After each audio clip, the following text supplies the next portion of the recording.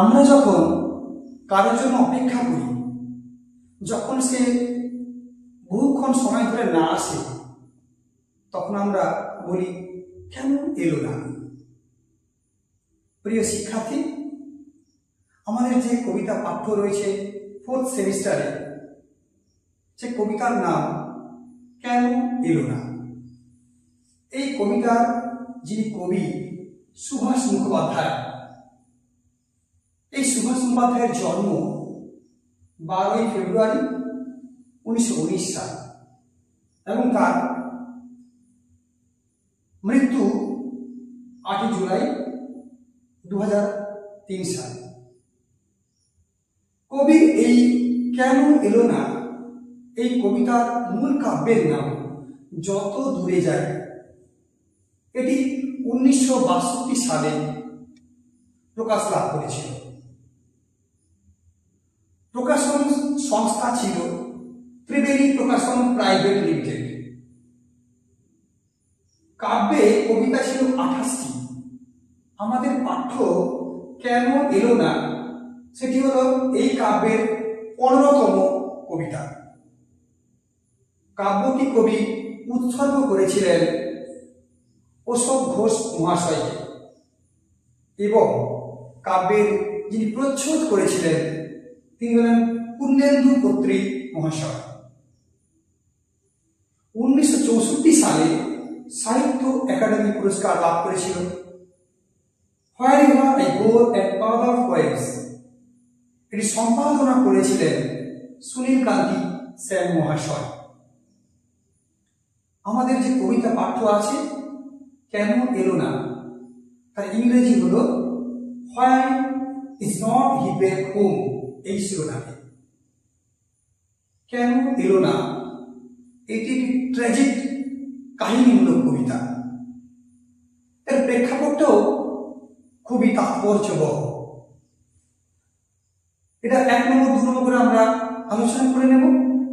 1 নম্বর হচ্ছে রাজনৈতিক আন্দোলনের প্রভাবে সাধারণ মানুষের পরিবর্তিত জীবনযাত্রা। সেই সময় চলছিল এক রাজনৈতিক চরম ভয়াবহ অবস্থা। সেই অবস্থার প্রেক্ষাপটে লেখা কবির এই কবিতা। 1953 সালে দ্বিতীয় শ্রেণীর ট্রাম ভাড়া বৃদ্ধির প্রেক্ষাপটে একটা প্রভাব রয়েছে। 1954 সালে শিক্ষকের ধর্মঘট, বেতন বৃদ্ধির জন্য, শিক্ষার পরিপূর্ণ বিকাশ যাতে আরো বেশি করে উন্নতি ঘটে তার জন্য শিক্ষকগণ আন্দোলন করেছিলেন, তার প্রভাব রয়েছে। 1959 সালে খাদ্য সংকট ঘটে বাংলায়, এই খাদ্য আন্দোলনের প্রভাব রয়েছে এবং 1960 সালে ভারত বন্ধ আবহাওয়াকে আর জটিল করে তোলে। এই সমস্ত প্রেক্ষাপটে কবির লেখনী কেন এলো না, যেটি 1962 সালে প্রকাশ লাভ করেছিল, তার অমর সৃষ্টি কাব্য যত দূরে যায়। আমরা এই কবিতা, এই কাহিনীমূলক ট্র্যাজিক কবিতাটি আলোচনা করব কবিতার চরণ ধরে ধরে। তোমরা শোনো। চ্যানেলটি ভালো লাগলে লাইক করো, সাবস্ক্রাইব করো, শেয়ার করে দাও। কেন এলো না, কবি সুভাষ মুখোপাধ্যায়। সারাটা দিন ছেলেটা নেচে নেচে বেরিয়েছে, রাস্তায় আলো জ্বেলেছে অনেকক্ষণ, এখনো বাবা কেন এলো না মা। সমস্ত দিন ছেলেটা আনন্দে মাতোয়ারা হয়েছে, কারণ তার বাবা বলেছিলেন তাকে কিছু কিনে দেবেন, তাকে জামা কিনে দেবেন উৎসবের জৌলুসে। তাই তার বাচ্চাটি মাতোয়ারা হয়েছে। সে তার মাকে বলছে, মা বাবা কেন এলো না। বলে গেল মাইনে নিয়ে সকাল সকাল ফিরবে, পুজোর যা কেনাকাটা এই বেলা সেরে ফেলতে হবে। তার বাবা ওই ছেলেটিকে বলেছিলেন যে তিনি মাইনে নিয়ে সকাল সকালই ফিরবেন এবং তিনি পুজোর সমস্ত কেনাকাটা তিনি এই বেলায় সাঙ্গ করবেন। বলে গেল সেই মানুষ এখনো এলো না। কড়ার গায়ে খুন্তিটা আজ একটু বেশি রকম নড়ছে। ফ্যান গালতে গিয়ে পাটা পুড়ে গেল। সেই মানুষটা তিনি হলেন বাবা। তিনি এখনো এলেন না। এখানে জানবো ওই ছেলের মায়ের সম্পর্কে বলা হচ্ছে, কারণ তার মনে এখন দুশ্চিন্তার পাহাড়। ছেলে চায় জামা, মা ভাবছেন ওই লোকটি কেন দেরি করছে। তাই কড়ার গায়ে খুন্তিটা আজ একটু বেশি রকম নড়ছে। এটা অস্থিরতার পরিচয় মাত্র। এবং ফ্যান গালতে গিয়ে, ফ্যানটা মানে ফ্যান হচ্ছে ভাতের মার, ফ্যান গালতে গিয়ে পাটা পুড়ে গেল। তার মা যে খুব অস্থিরতায় ভুগছেন তার প্রমাণটা এটাই। এটাও যেন অশুভ বার্তা বহন করছে। জানলার দিকে মুখ করে ছেলেটা বই নিয়ে বসলো মাদুরে। সামনে ইতিহাসের পাতা খোলা, ঘড়িতে টিক টিক শব্দ। কলে জল পড়ছে। ও বাড়ির পাঁচিলটা থেকে লাফিয়ে নামলো একটা গোপলা বেড়াল। জানলার দিকে মুখ করে ছেলেটা বই নিয়ে বসলো মাদুরে। এখানে প্রকৃতির দিকে চেয়ে থাকে বাচ্চাটি। ও যে প্রকৃতিকে ভালোবাসে। আবার ইতিহাসের পাতা খোলা, ইতিহাস কিন্তু অতীত কথা বলে। হে অতীত, কথা কও, কথা কও।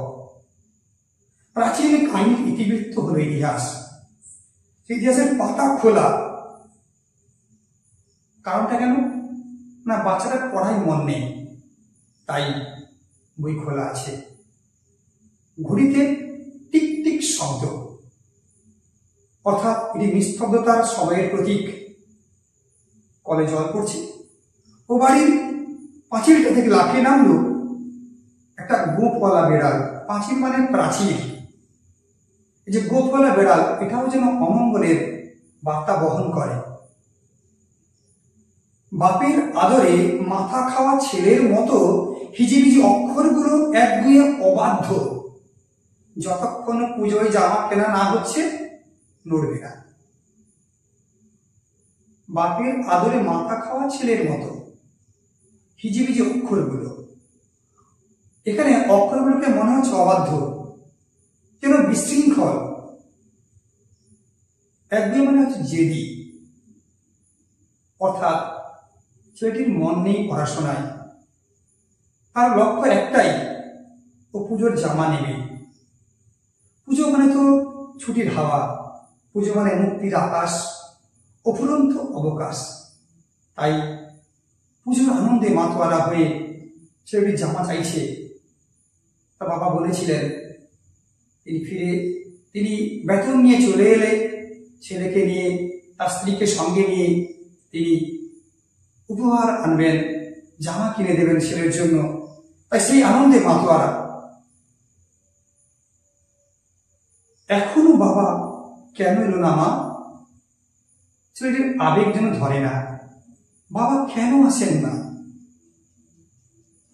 রান্না কোন কালে শেষ, গা ধোয়াও সারা।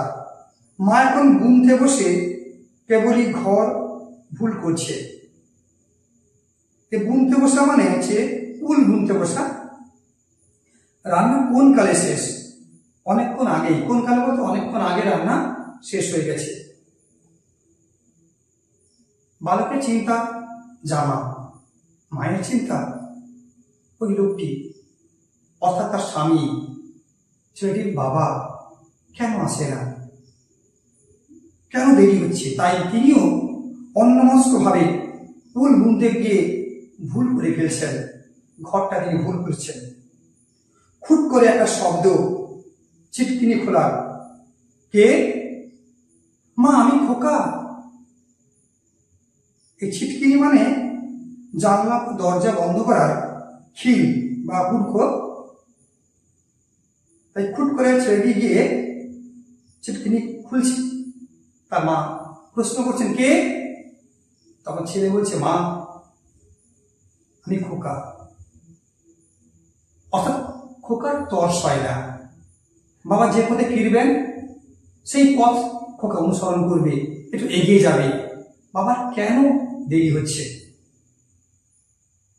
গলির দরজায় ছেলেটা দাঁড়িয়ে এখনো রেডিওর খবর বলছে, মানুষটা এখন কেন এলো না। ছেলেটা গলির দরজায় দাঁড়িয়ে রয়েছে, রেডিও খবর বলছে। খবর কি বলছে?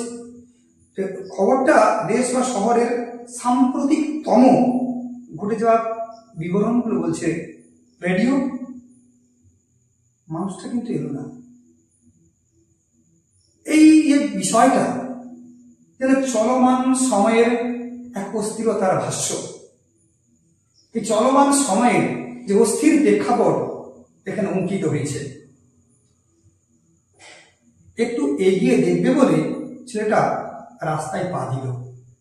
মোড়ে ভিড়, একটা কালো গাড়ি আর খুব বাজি ফুটছে। এখানে এক সংকটময় চিত্র যেন কবি অঙ্কিত করেছেন। নিরাপত্তাহীনতায় ভুগছে মানুষ, অশান্তির ঝড় চারিদিকে, বাতাসে বারুদের গন্ধ। এই কালো গাড়ি মানে পুলিশের গাড়ি, আর খুব বাজি ফুটছে। ছেলেটি ভেবেছিল দেওয়ালির মতো কোনো উৎসবে প্রচুর বাজি ফুটছে, প্রচুর আনন্দের সমারোহ হয়তো হবে, কিন্তু ও তো জানে না মানুষের মধ্যে লোভের যে বিস্তার, রাজনৈতিক খুনোখুনি, দলাদলি।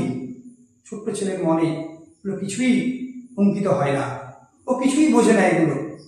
ও শুধু বোঝে বাবা কখন আসবেন, এসে তার জন্য পুজোর জামা কিনে দেবেন। কিসের পুজো আজ? ছেলেটা দেখে আসতে গেল।